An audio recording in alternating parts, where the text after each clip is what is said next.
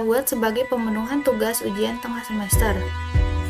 Pada kesempatan kali ini, saya akan membedah salah satu pilar penting dalam pengembangan sistem, yaitu analisis kebutuhan fungsional dan non-fungsional. Tujuan dari penjelasan ini adalah untuk memahami bagaimana kita membedakan antara fitur utama sebuah aplikasi dengan batasan kualitas yang menjamin aplikasi tersebut layak digunakan. Perkenalkan, saya Natasha Umi Amanda dari kelas IKA 241 dengan NIM 202401110085. Sebelum kita masuk ke pembahasan inti, saya akan memaparkan 4 agenda utama yang akan saya sampaikan dalam presentasi ini. Pertama, kita akan melihat definisi kebutuhan sistem untuk menyamakan persepsi tentang apa yang sebenarnya kita cari saat merancang perangkat lunak. Kedua, saya akan membedah perbedaan mendasar antara kebutuhan fungsional dan non-fungsional, serta mengapa pemisahan keduanya sangat krusial bagi seorang software engineer. Ketiga, kita akan melihat implementasi nyatanya melalui studi kasus CMS artikel pendidikan di mana kita akan memetakan fitur-fitur interaktif di dalamnya. Dan terakhir, saya akan menutup presentasi ini dengan sebuah kesimpulan mengenai bagaimana keseimbangan kedua kebutuhan ini menentukan kesuksesan sebuah proyek.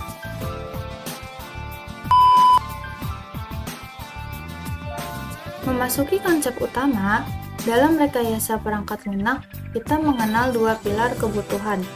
Pertama adalah kebutuhan fungsional. Pertanyaan kuncinya adalah, apa yang dilakukan sistem? Ini berbicara tentang fitur, layanan, atau fungsi spesifik yang harus ada agar aplikasi bisa bekerja sesuai tujuannya. Tanpa ini, sistem tidak memiliki kegunaan. Yang kedua adalah kebutuhan non-fungsional. Fokusnya bergeser menjadi bagaimana kualitas atau perilaku sistem tersebut. Ini bukan tentang apa fiturnya, tetapi tentang batasan dan standar operasionalnya. Seperti seberapa cepat ia memuat data, seberapa aman datanya, atau seberapa mudah ia dipelajari oleh orang awam. Mengapa kita harus memikirkan keduanya secara serius? Sebuah aplikasi mungkin viral karena fiturnya canggih, tapi jika aplikasinya lambat atau sering error, pengguna tidak akan ragu untuk meninggalkannya. Itulah mengapa keseimbangan keduanya adalah standar profesional dalam software engineering. Dalam tahap perencanaan, kami menetapkan kebutuhan fungsional utama yang menjadi mesin dari aplikasi ini. Ada 3 fitur inti yang harus tersedia. Pertama, publikasi artikel secara kategori. Pengguna atau pengajar harus dapat mengunggah materi pendidikan yang terorganisir, jadi artikel tidak menumpuk begitu saja. Jadi, dikelompokkan berdasarkan mata pelajaran atau topik tertentu agar mudah dicari. Yang kedua, forum komunitas interaktif. Kami tidak ingin CMS ini hanya menjadi tempat membaca satu arah. Kami menyediakan ruang di mana antar pengguna bisa saling menyapa, berbagi sumber daya, dan membangun komunitas pembelajar. Dan yang ketiga, yang menjadi keunggulannya adalah kolom diskusi berbasis thread. Kami merancang fitur diskusi di mana setiap pertanyaan bisa dijawab secara mendalam dan terstruktur.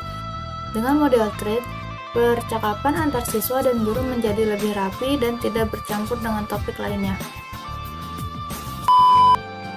Setelah kita melihat fitur-fiturnya, sekarang kita masuk ke bagian yang tidak kalah penting, yaitu kebutuhan non-fungsional. Disinilah kami menentukan batasan kualitas agar sistem CMS kami benar-benar layak digunakan secara profesional. Pertama, dari aspek usability atau kemudahan penggunaan. Kami merancang antarmuka diskusi yang inklusif dengan mengadopsi pengalaman pengguna mirip ChatGPT. Mengapa? Karena kami ingin interaksi di dalam forum pendidikan tidak kaku.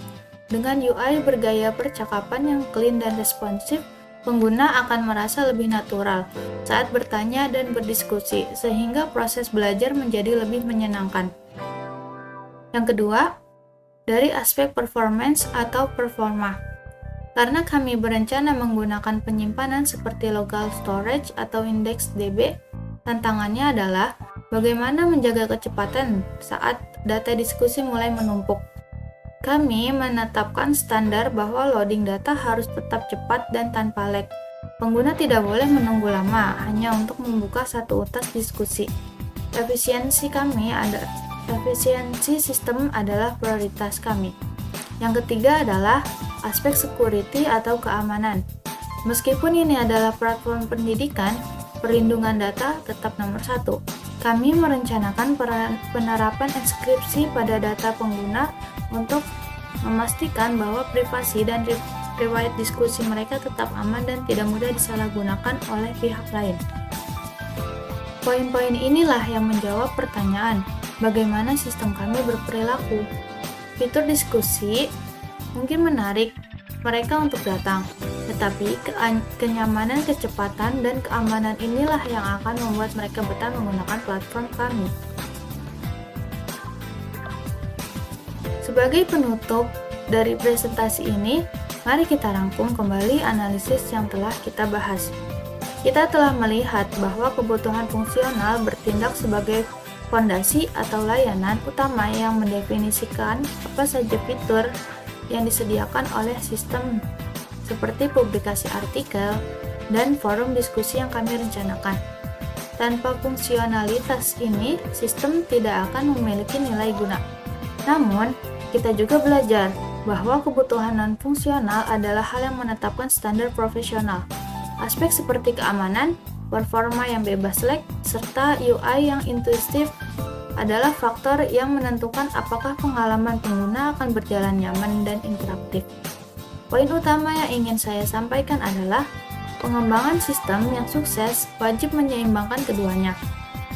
Kebutuhan fungsional membuat sistem kita bisa bekerja, tetapi kebutuhan non-fungsional lah yang menentukan apakah sistem tersebut layak dan pantas digunakan secara profesional di dunia nyata.